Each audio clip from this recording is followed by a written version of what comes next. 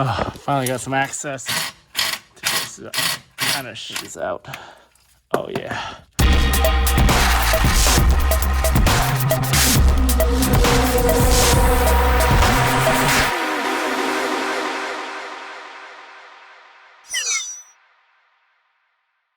Hey guys, welcome back to the channel. So if you've been following my IS300 Sport Cross build, last couple episodes, the last couple of months, I just kind of been just doing maintenance. I mean, just chasing 18 years worth of maintenance on this car has been a big nightmare. Recently I had the transmission off. I was doing the rear main seal, and I noticed a little bit of wet oil on the oil pan, even though I changed everything and I changed all the seals up front and all that recently. And I don't think it's from the rear main seal because of how far forward it was. So I suspect the back of the oil pan sump might be leaking.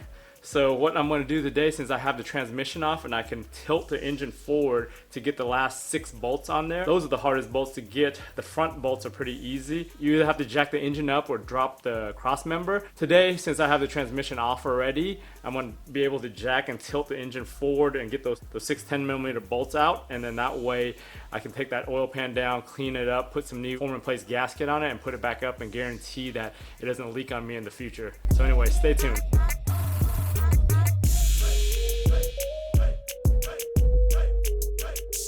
Alright, so I drained the oil. What I want to be able to do is just start loosening all these bolts. Get to those 6 hard to reach ones right behind this cross member. What I'm going to do is I'm going to unbolt the engine mount. There's 2, I believe 17mm on this side and then 1 on the other spot. We want to loosen those out, lift the engine forward. Since I have the transmission off the car now, it's pretty easy to lift the engine forward. The only thing you got to be careful with is you don't overextend or crush your upper radiator hose, because it might break your radiator. So keep an eye on that when you're lifting the engine up. Once I lift the engine enough, I can get access, maybe get a gear wrench or even a wrench in there and undo those 6 bolts that are hard as hell to get to.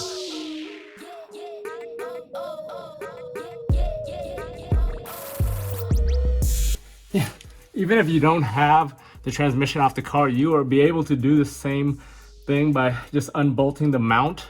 The bolts on the rear lower mount of the transmission should be able to do the same and get the engine lifted a little bit.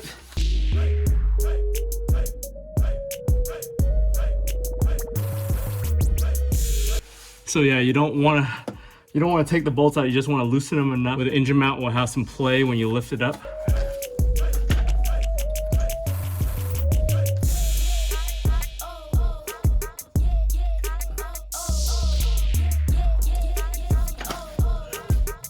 So I was able to lift it up a little bit, and then up here, the radiator hose is pretty good. So you're good up here as far as clearance goes. Nothing else is hitting.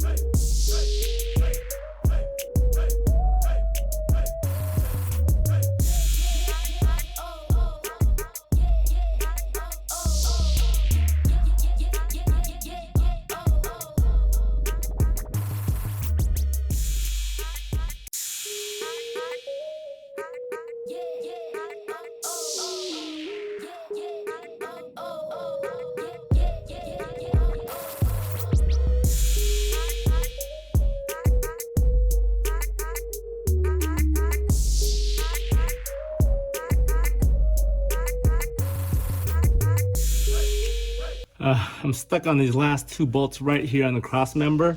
I ended up dropping the cross member about 1 inch or so by unbolting it both sides, and then I tried to jack the engine up a little, see if I could get a little bit more room in there, but it's just no freaking room to turn the wrench, so I'm gonna keep on trying.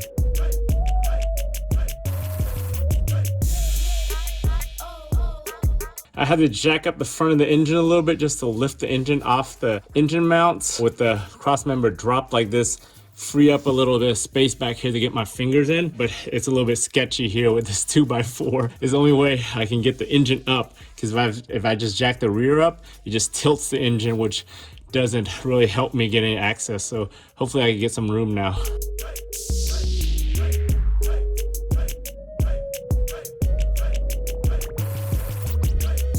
Oh, finally got some access. I just jacked the front up and I left the rear down, and I was able to get a little bit more room in here to just kind of shoot. I think it's out. Oh yeah, motherfucker. Got that bitch out.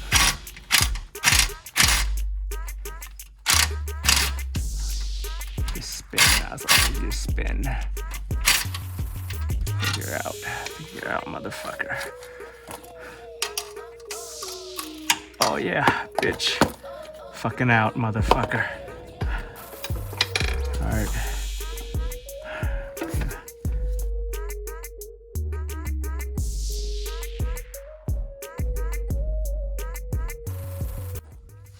To loosen the oil pan, it's pretty much been on here for 18 years. So what you have to do is kind of just try to break the seal. You don't want to, so I'm gonna just take a mallet and just hit it around. And if you have to pry, probably try to pry around where there's a bolt. So that way, that's a surface that's gonna be sealed pretty well when you have a bolt there. Yeah, I might have to go get the pry bar out.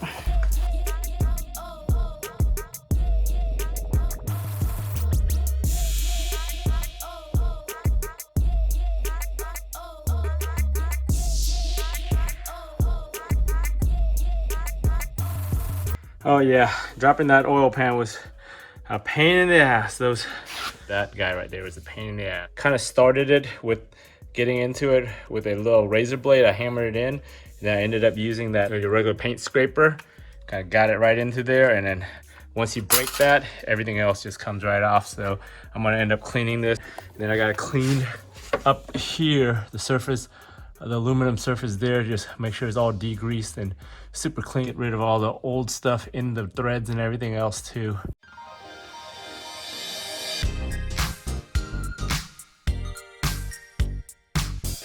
So I got most of the oil cleaned up off of the pan, just the greasiness so I could work with it. First thing I'm gonna do is just scrape this layer of the gasket off with just a razor blade. Once I'm done with that, I'm gonna get the residue using this little decal eraser. It's like a $10 or $12 one I bought on Amazon to really take off decals and stuff on your car or paint. So I figure if it can do that, it could take off this form in place gasket pretty easily.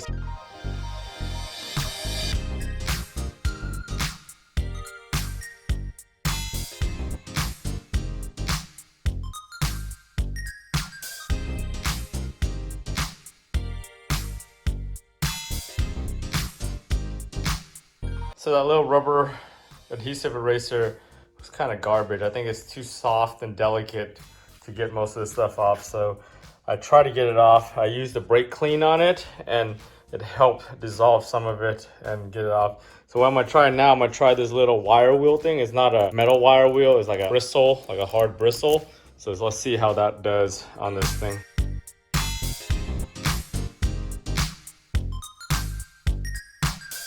So I got everything pretty much cleaned off of this thing. So it's nice and bare now. No more form in place gasket on the edges. Most of these little white spots you see is just the paint that I scraped off, but that's not a big problem. Yeah, this little bristle brush right here really helped. I got most of the little hard stuff all off. Cleaned it all up using the brake cleaner as a final step, and it's pretty stinking clean. So before I put the form in place gasket down, I'll clean it up with some acetone and some rubbing alcohol just to make sure it's fully cleaned and there's nothing on the surface. I'll lay down a bead of form in place gasket and then we'll put it back on the car. So looking at the bottom here, luckily not much of that form in place gasket is actually on the girdle itself. So I can clean that pretty easily with some brake parts cleaner, probably get the razor blade on some hard spots, and that should be pretty much clean. I kind of want to take apart this little baffle thing right here. It's just a bunch of 10 millimeters and clean it up, because if you look at this, it's just caked on oil that's been on here since the car was new, and you know, you could wipe it with a towel and it kind of goes away, because this area right here, I kind of wiped it with a towel. So I might just drop that and clean it just for good measure while I have it open. Spray it down before I start working on it.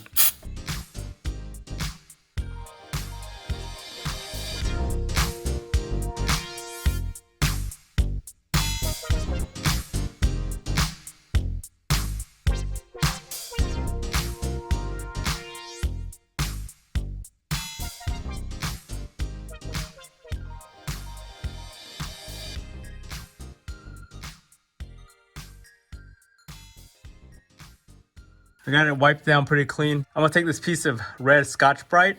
I'm gonna just go around all the edges to make sure they're clean and clear and free of any debris and dust and dirt and form in place gasket before I start cleaning it up some more with some brake parts cleaner, acetone, and alcohol.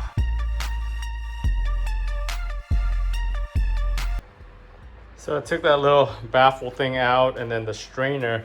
I noticed when I was taking out the strainer, moving that around, I found a bunch of crap inside there. So I'm gonna have to clean that out with some brake parts cleaner and degreaser to get all the crap in there. It looks like a lot of form in place gasket, probably from when that person that put it on the valve cover gasket, and then when I did it probably, but a lot of it was just from the valve cover gasket. You can see a piece of it right here, but it's all stuck inside there. So I'm gonna clean that up. I'm gonna clean up the bolts and everything and then wipe this down and put it all back together.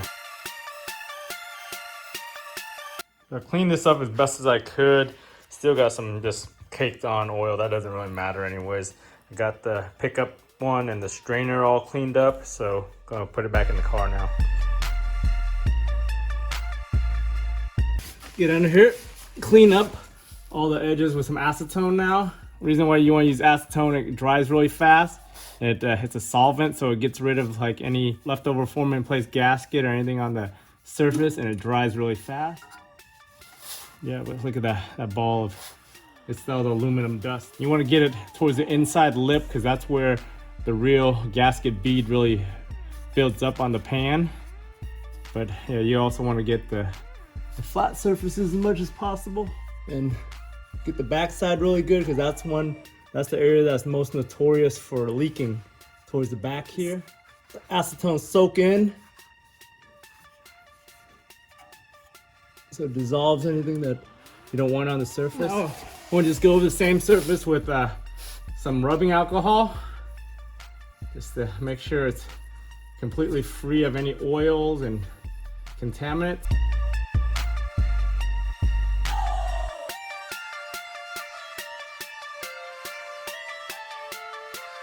We want to clean the same way we did the other surface. So we'll go start with the acetone first. Get a little bit of acetone, don't get too much. So you just want to go over the edges. It dries really fast, but just want to make sure they're completely clean and free of any contaminants and oil, especially in these grooves. That's the grooves around the inside of the lip. It's important because that's where the gasket builds up. Once that's clean, get some alcohol. Same thing, alcohol is not going to evaporate or dry as fast, but you can see the cotton ball from the alcohol is nice and clean.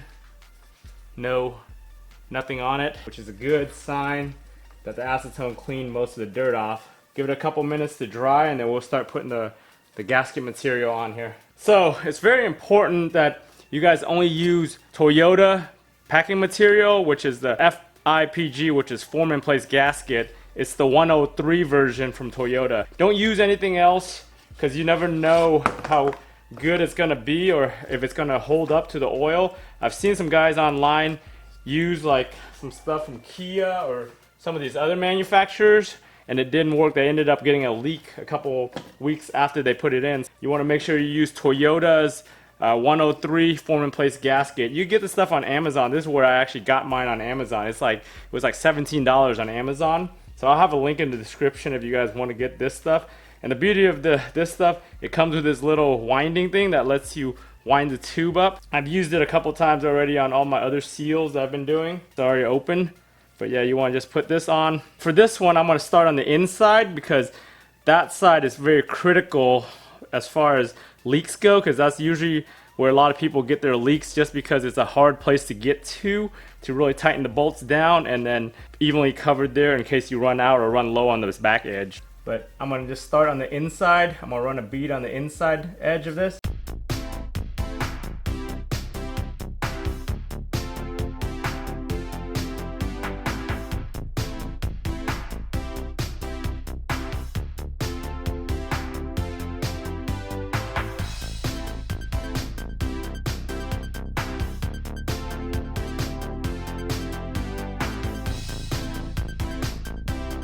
We got about 15 minutes to get it bolted up, which shouldn't be a problem. since most of the bolts we get to except for those back ones, and then I'm just gonna try to get as much as I can back there just to make sure that I get set. So just wanna wiggle this pan in there, try to not touch anything with the surfaces. Line up the 2 studs on the sides and just place it in. I'm gonna put the studs in first. And you wanna just kind of move it around, get everything kind of seated properly, and then just shoot them in.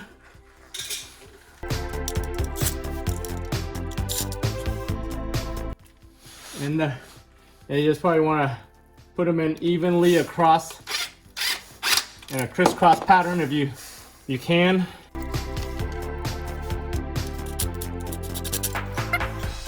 Try to avoid stripping them. Probably want to screw them by hand just a little bit.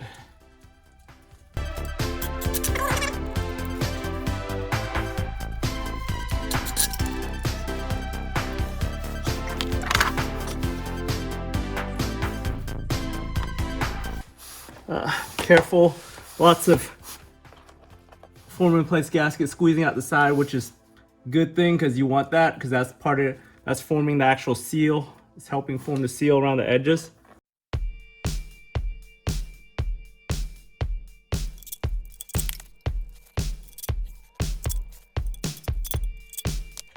Okay, I'm going to try to lift the back of the engine up more to get to some of these bolts in the back. All right, here comes the hard bolts.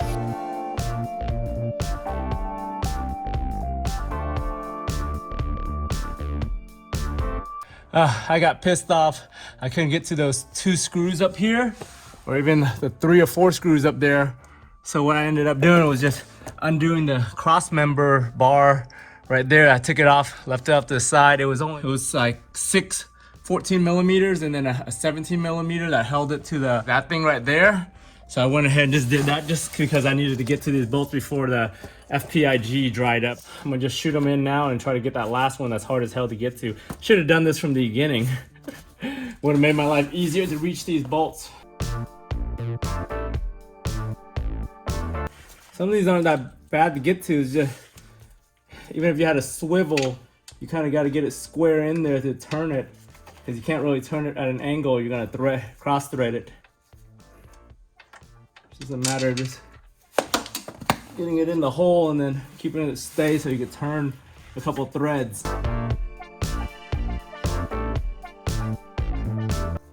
Getting this form in place gasket everywhere. I'm gonna try to jack the front of the engine up a little. So I jacked it up. I got a little bit of space up here, like how I got to the 2 last screws last time. So I'm gonna try to get them up there again.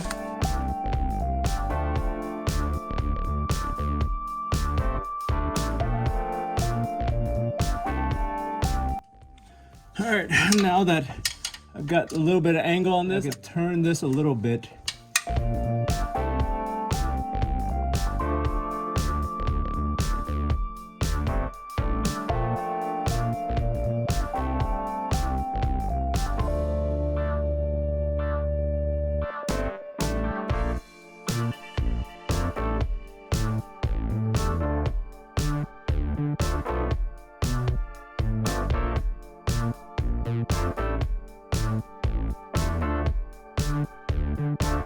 So I was able to tighten everything down, clean everything up back here.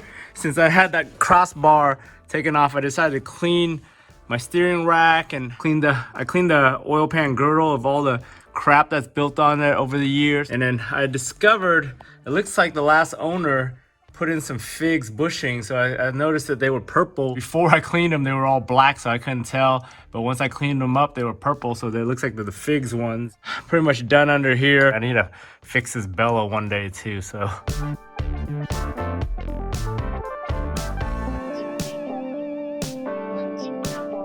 Hey guys, thanks for tuning in all the way to the end of this episode on resealing that oil pan. As you can tell, once the oil pan is off, putting the form in place gasket on is pretty easy. The pain in the ass part is just getting it off and then Getting those 6 bolts in the back, that's a big pain in the ass. I should have taken that bar off when I was removing it. That could have helped me a little bit, but what I discovered was really lifting the front of the engine backwards to get better access to the other 4 that are really hard to get to.